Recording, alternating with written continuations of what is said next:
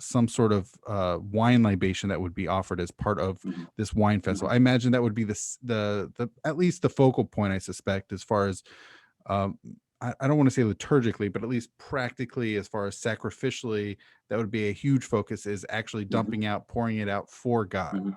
Mhm. Yeah, and basically doing that to thank God for it, which is what the offerings are for. I also see in your article that it's also the priest drinking there first. So Mhm. the Yes. priests get they get first dibs, as it were. They get first. Mhm. I mean, I imagine it's unfermented wine, and so it'd pretty much just be grape juice. The priests drinking there first, and then the Levites after them get to drink this new wine. Then the princes of the banners, and then Mhm. after that, everybody else shall begin to drink new wine Mhm. and to eat Mhm. grapes and the unripe fruit from Mhm. the vines. Mhm. And then really fascinating, actually, I found this particularly fascinating. I mean, all the drinking of this new fresh wine is super exciting. Mhm. In addition to, like, God obviously gets Mhm. first dibs with the libation. And then after Mhm. that, the priests, the Levites, the Mhm. princes, and Mhm. then everybody else eventually. There also is this aspect of atonement, that Mhm. somehow this, I don't know, maybe it's the eating, I don't know if it's the sacrifice, the libating, but somehow all of that is also meant to atone, Mhm. right? Yeah. There's not so much when you see the wine libations and whatnot, and yes, the term caper Hmm. is used there. Hmm.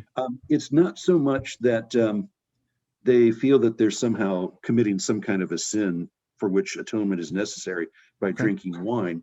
It actually, I would think, comes out of what's stated in Numbers 17 and 18, Okay. that the role of the priest, or Aaron and the Levites, Hmm. is to atone for the sanctuary. Well, what does that mean? Okay. Does the sanctuary sin somehow? It's a sanctuary, but rather it has to be koshered, or basically properly purified for Mm, service.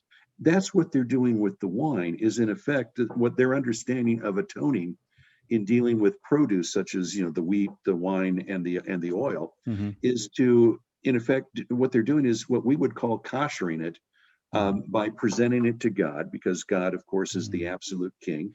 And the whole sanctuary structure is based on the image of a royal palace. And then they go through the sequence, the priests that stand before us and before God, mm, and serve as our go-betweens, holy go-betweens, mm, if you, that then make sure to give proper honor to God by presenting God with the wine first. mm, Then they do it, and then they pass it on to the rest of Kalal Yisrael. mhm, And then from there, we've got the wine for the coming year. Part of the issue, I would suspect, is that they were concerned with the fact that after a year, you want to have new wine, mm, new oil coming in, because they don't have refrigeration, things go bad. mhm. And so they also want to make sure that what they're eating is proper, as understood from a standpoint of holiness, but also that their wine's not going to turn into vinegar or something. Mhm. So they store it properly and use it, and then prepare for the next year, for whatever comes next. I Mm. don't know that they have the sense of vintage wines that we might think about today, but they do have proper storage. Yeah, I trust them that they knew what to do with Yes, wine. yes, yeah, yeah. Um, I I mean, it sounds like almost like a clearing out or a flushing out of the Mhm. sort of the libation aspects of the grape juice/wine.